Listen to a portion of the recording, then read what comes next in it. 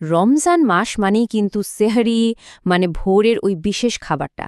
আচ্ছা, আমরা তো অনেকেই ভাবি যে এটা শুধু সারা দিনের রোজার জন্য শক্তি যোগানোর একটা উপায়। কিন্তু ব্যাপারটা কি আসলে শুধু এটুকুই, নাকি এর পেছনে আরও অনেক বড়, আরও গভীর কোনো অর্থ লুকিয়ে আছে? চলুন আজকে সেহরির সেই লুকানো আশীর্বাদের কথাই একটু জেনে নেওয়া যাক। আচ্ছা, একটা খুব সাধারণ ভুলের কথা বলি, যেটা আমাদের অনেকেরই হয়তো হয়। দেখুন, রমজানে গভীর রাতে ঘুম ভেঙে ওঠাটা কিন্তু বেশ কঠিন একটা কাজ, তাই না? আর এই ক্লান্তির জন্যেই অনেক সময় মনে হয়, আজকে আর না উঠি, সেহরিটা বাদই দেই।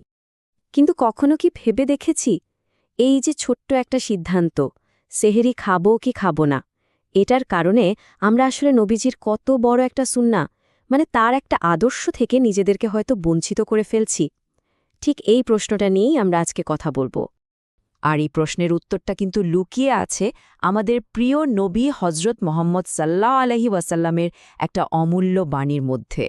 এই বাণীটা সেহরির গুরুত্বকে একদম একটা নতুন আলোতে নিয়ে আসে। আসলে নবীজির সেই কথাগুলোই সেহরির গুরুত্ব বোঝার জন্য মূল চাবিকাঠি। নবীজি সাল্লাল্লাহু আলহি ওয়াসাল্লাম বলেছেন, তোমরা সেহরি খাও, কারণ সেহরিতে বরকত রয়েছে। এই হাদিসটি সহি আর বুখারি এবং সহি মুসলিমে বর্ণিত হয়েছে। ভাবুন তো একবার, কত সহজ কিন্তু কতটা শক্তিশালী একটা কথা, তাই না? তো এই যে হাদিসটা আমরা শুনলাম, এখানে দুটো শব্দ কিন্তু খুবই গুরুত্বপূর্ণ। একটা হলো বরকাত আর আরেকটা হলো সেহরি খাওয়াটা যে একটা সুন্নাহ। চলুন এই দুটো শব্দের অর্থ আরেকটু ভালোভাবে বোঝার চেষ্টা করি। আচ্ছা, উপকারে এলে শেয়ার বরকত করুন, মানে ঠিক কি? সাবস্ক্রাইব করতে আমরা তো ভুলবেন না। শব্দটা প্রায়ই আপনার ব্যবহার মতামত করি। জানাতে কমেন্ট করুন। বরকত হল সহজ কথায় আল্লাহর পক্ষ থেকে আসা একটা বিশেষ আশীর্বাদ বা কল্যাণ। এটা কিন্তু শুধু পেটের খাবার বা শারীরিক পুষ্টির ব্যাপার না। এর মানে হল আধ্যাত্মিক শান্তি, জীবনে প্রাচুর্য আসা, আর সব মিলিয়ে একটা সার্বিক মঙ্গল। আর সুন্নাহ? সুন্নাহ হল আমাদের প্রিয় নবী মোহাম্মদ সাল্লাল্লাহু আলাইহি ওয়াসাল্লামের জীবনযাপনের পদ্ধতি, মানে তার কাজ, তার শিক্ষা, তার দেখানো পথ। আর তার দেখানো পথে চলাটাই তো হল তার প্রতি আমাদের ভালোবাসা আর আল্লাহর প্রতি আনুগত্য প্রকাশের একটা উপায়। কাজে সেহরি খাওয়াটা তখন আর শুধু একটা নিয়ম বা অভ্যাস থাকে না, এটা নবীজির প্রতি ভালোবাসার একটা প্রকাশ হয়ে দাঁড়ায়। তাহলে পুরো ব্যাপারটাও এখন আমাদের কাছে একদম পরিষ্কার, তাই না?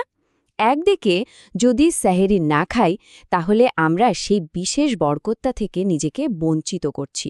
আর অন্যদিকে যখন আমরা সেহরি খাচ্ছি, তখন কিন্তু শুধু বরকতই পাচ্ছি না, সাথে সাথে নবীজির একটা অত্যন্ত গুরুত্বপূর্ণ সুন্নাহ পালন করছি। তাহলে এই সব আলোচনার পর আমাদের প্রতিদিনের সেহরি নিয়ে ভাবনাটা কি একটু বদলানো যায়? এর জন্য যেটা সবচেয়ে বেশি দরকার, তা হলো একটা নতুন নিয়াত, মানে একটা নতুন উদ্দেশ্য ঠিক করা। আর এটাই হলো আজকের আলোচনার সবচেয়ে গুরুত্বপূর্ণ শিক্ষা। সেহেরি আসলে শুধু পেট ভরানোর জন্য কোনো খাবার না, এটা একটা ইবাদত। যখন কেউ এই নিয়তে সেহরি খেতে ওঠে যে সে নবীজির একটা সুন্নাহ পালন করছে এবং আল্লাহর কাছ থেকে বরকত আশা করছে, ঠিক তখনই এ খুব সাধারণ একটা কাজও কিন্তু একটা অসাধারণ ইবাদতে পরিণত হয়ে যায়। তো এই রমজানে আমরা কি পারি না আমাদের প্রতিটা সেহরিকে একদম একটা নতুন চোখে দেখতে? এটাকে শুধু ঘুম আর ক্লান্তির মাঝের একটা ঝামেলা না ভেবে আল্লাহর আরও কাছে যাওয়ার আর তার বরকত লাভ করার একটা চমৎকার সুযোগ হিসাবে গ্রহণ করতে? এই ভাবনাটা কিন্তু আমাদের পুরো রমজানের অভিজ্ঞতাকেই বদলে দিতে পারে।